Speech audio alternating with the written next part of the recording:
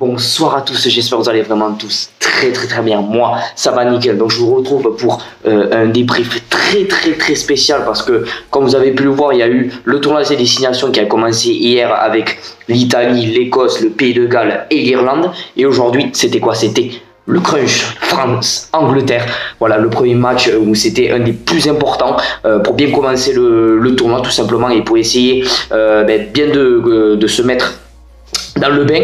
Et quoi de mieux que de commencer entre guillemets par ce match-là face aux vice-champions du monde de rugby qui sont les Anglais. Et comment dire, mais je sais pas ce qui s'est passé, je sais pas le coaching qu'il a adapté, Fabien Galtier et même tout le staff. Mais quel match extraordinaire, incroyable.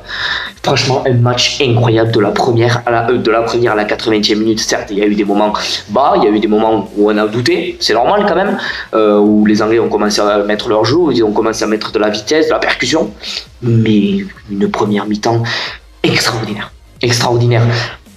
Généralement, on est connu pour faire une première mi-temps satisfaisante, où on arrive à mettre notre jeu en place, où on arrive à mettre notre adversaire en difficulté. Mais cette première mi-temps, on a mis le ballon, on a posé le ballon de la première à la 40e minute. On a été sur les rucks, on a été sur eux au niveau du pressing défensif, offensif. On a joué ensemble, on a eu une cohésion forte, on a eu de l'efficacité, on a eu de la discipline.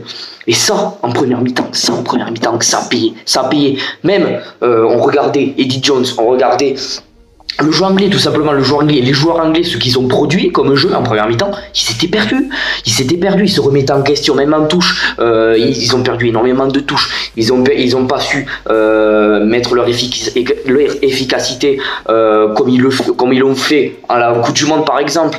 Ils ont pas réussi à mettre leur jeu en place parce que nous on a eu un bloc défensif très haut, on les a pas laissés jouer, ils ont fait énormément de fautes de main, on les a fait énormément douter.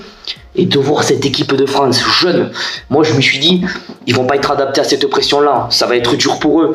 Il y a beaucoup de joueurs qui faisaient leur première sélection, je vais prendre Anthony Boutier, je vais prendre Awas, beaucoup de joueurs comme ça. La première ligne par exemple, je vais encore prendre la première ligne d'équipe de France où il y a Julien Marchand et Siriba qui, à eux deux, ont 19 sélections. Et ils jouaient contre une des meilleures premières lignes du monde, à eux trois, qui avait une 109 sélections.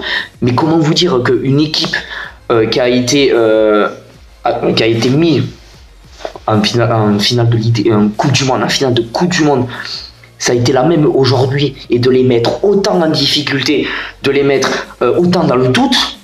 Alors que c'est une équipe très jeune, c'est une équipe où les automatismes, on ne pensait pas que ça allait de suite venir, où on pensait que ça allait être compliqué à mettre en place. Et j'ai été incroyablement surpris. Je voulais les remercier pour ça, parce que j'ai vu beaucoup de jeunes s'y mettre, j'ai vu beaucoup de jeunes jouer à fond, respecter le maillot, jouer pour leur jeu, avec le jeu qui produisait en top 14. Et bien je l'ai vu là, voilà, je vais prendre l'exemple d'Anthony Boutier en numéro 15. Il a été hyper bon. Il a su protéger le camp français, par exemple, quand il y avait énormément de coups de pied, parce que les Anglais, tellement qu'ils n'avaient pas de solution, ils étaient perdus, ils n'arrivaient pas à faire des passes à un pas, ils n'arrivaient pas à jouer de la vitesse sur les passes, donc ils étaient obligés soit de faire un pied d'occupation, soit de faire des chandelles pour essayer de nous faire reculer, c'est normal. Mais Anthony Boutier, il était là. Après, je vais prendre aussi l'homme du match qui est pour moi. Voilà, c'est l'homme du match qui a été élu homme du match, Grégory Aldrit, qui est pour moi, putain, mais au niveau des grattages, au niveau défensif, surtout au niveau défensif, au niveau grattage, putain, mais qu'est-ce qu'il a été bon. Il a été là partout. À chaque fois qu'il y avait un plaqué à parquet, voilà, il se remettait en place, soit pour gratter, c'était lui un peu qui donnait le rôle défensif à chaque joueur et qui disait mais toi ci, mais toi là, voilà, montez tous ensemble. Voilà, la première de Charles Olivon, capitaine, pour une troisième ligne, marquer un doublé, suivre Antoine Dupont, Ratez, qui sont quand même rapides sur les appuis, et tu le vois derrière donner toute sa force, son explosivité pour marquer ces deux essais. Excuse-moi, mais il a été énormissime. Et voilà, je voudrais féliciter Charles Olivon pour sa combativité, son rôle de capitaine qu'il a tenu à fond, il a tenu son rôle de capitaine. Je suis désolé, mais pour être premier capitaine, c'est pas facile, contre l'Angleterre en plus, le premier match, peut-être qu'il a eu énormément de pression. Et ben voilà, il a marqué un doublé, et le doublé qu'il a mis, c'est les mêmes. Il a accompagné quand même accompagné Dupont et Ratez qui sont rapides, qui sont vifs, qui sont explosifs.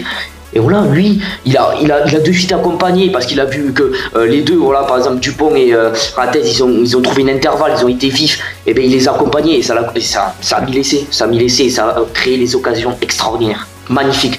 Donc j'ai été très très surpris de voir le jeu français autant évoluer comme ça, quoi. Ils ont pas lâché, certes, comme je vous l'ai dit, on a eu des moments bas.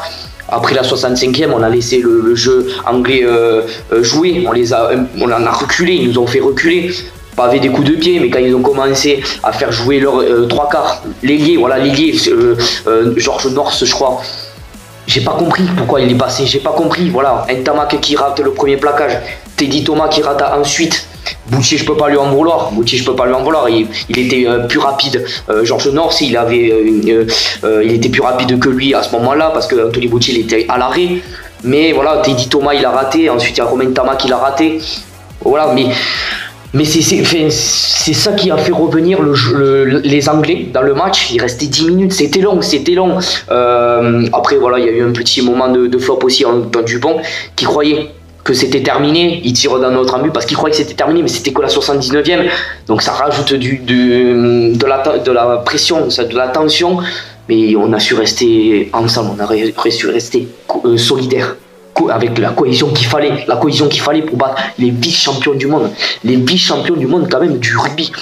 Enfin, je suis désolé, mais quand vous voyez, je l'ai fait là, une petite vidéo, si vous n'avez pas vu sur ma page Facebook, juste Statousien jusqu'à la mort, quand vous avez une charnière qui est pour moi a été une révélation de cette Coupe du Monde, que ça soit les trois quarts, qu'il y a eu plein de joueurs, hein, voilà, je vais prendre l'exemple de Boro Itoje, Georges Nord sur la Ligue, je vais prendre la charnière Ben Youngs et George Ford, Tulagi et Owen Farrell, il a été absent, il était perdu, il a fait un moment 3 en avant, 3 fautes de main, ça se voyait qu'il n'était pas dans le match, ça se voyait qu'il a vu que les Français étaient présents, qu'ils voulaient gagner contre les Anglais, contre eux, dès le début, dès le premier match du tournoi des Nations, pour bien nous mettre dans le bain, dans cette compétition.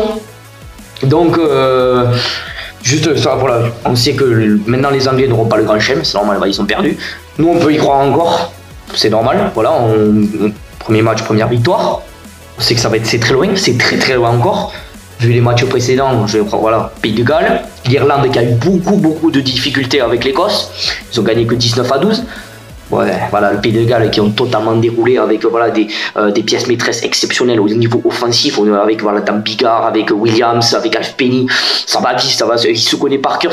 Toutes les équipes à part nous et à part l'Italie, c'est des joueurs qui se connaissent par cœur parce que soit c'est la même équipe qui est alignée au niveau international, parce qu'ils jouent en club, donc les automatismes ça se crée très très vite, et l'équipe qui a été alignée par Eddie Jones, c'est la même, comme je lui dis, à la Coupe du Monde. Et voilà, le monsieur là, Eddie Jones, qui a beaucoup parlé. Il croyait qu'il allait avoir une victoire facile, il croyait qu'il allait mettre plus de 50 points, il a cru. Mais non. T'étais en France ici, t'étais à Paris. Et voilà, t'as vu ce que l'équipe française, tu vois, la jeunesse française, qui pour moi, je vous l'avoue de suite, hein, j'avais peur de cette jeunesse française, je l'avoue. Et elle m'a fait taire, et je suis resté bouche bée. Devant cette équipe qui a énormément évolué, qui a joué ensemble. Et Eddie Jones, il était perdu, il avait le visage fermé, c'est normal, il a vu son équipe douter de la première à la 80e, surtout en première mi-temps, où il avait rien pu faire. On menait 17-0 à la mi-temps. Ensuite, Charles Olivon, il marque 22-0, mais 22-0 face à l'Angleterre. Excusez-moi, mais c'est magnifique. Donc voilà, juste pour vous dire que ce match, il a été exceptionnel, que je remercie cette équipe de France pour sa jeunesse, pour son panache, son explosivité, sa combativité surtout, et le respect, voilà, pour ce maillot, pour le pays, voilà, qu'il représente. Voilà, ils ont respecté leur job, ils ont respecté, voilà, le maillot qu'ils portaient. Et je voudrais vous féliciter pour ça. Toute l'équipe, hein, voilà, même si Grégory Aldit, voilà, ou plein de joueurs, ils ont été au-dessus quand même. Mais l'équipe a été à fond, et voilà, même le staff, bravo à Fabien Galtier pour ses choix tactiques, au bon moment. Il a changé au moment de la première ligne, le talonneur, il a fait sortir Romain Tamac à la fin pour faire entrer Mathieu Jalibert, apporter plus de panache, plus d'expérience aussi. Donc voilà, les coachings ont été excellents aussi. Donc voilà, je voulais vous remercier, voilà, je voulais remercier pour le spectacle que vous nous avez offert ce soir. Et j'espère, et si on continue dans cette dynamique-là, si on continue à rester soudés, si on continue à jouer comme ça, je vous le dis, jamais on finira dans les 2 derniers ou un truc comme ça qui était prévu même avant longtemps. Voilà. Tout le monde disait, oui, mais vous savez, ça va se jouer entre l'Angleterre, entre la France et l'Italie, les 2 dernières places. Si on joue comme ça, comme le match qu'on a fait aujourd'hui, je vous promets qu'on peut finir dans les 2 premiers et pourquoi pas gagner. Je vous le dis, pourquoi pas gagner. Mais il faut continuer à travailler, il faut continuer à développer encore ce jeu-là, parce que voilà, je suis sûr qu'on peut faire mieux, encore. Et prochain match, je sais que c'est contre le Pays de Galles, je crois, voilà, second match, enfin je sais pas, je crois que c'est un truc comme ça. On sait que contre le Pays de Galles, ça va être très compliqué, mais bon. On savait, même contre l'Angleterre, on passait pas gagner, on passait pas mettre autant de points dans le match, autant les mettre sous pression. Donc on sait jamais. Voilà, merci d'avoir suivi ce débrief et je vous dis une très très bonne soirée. Allez.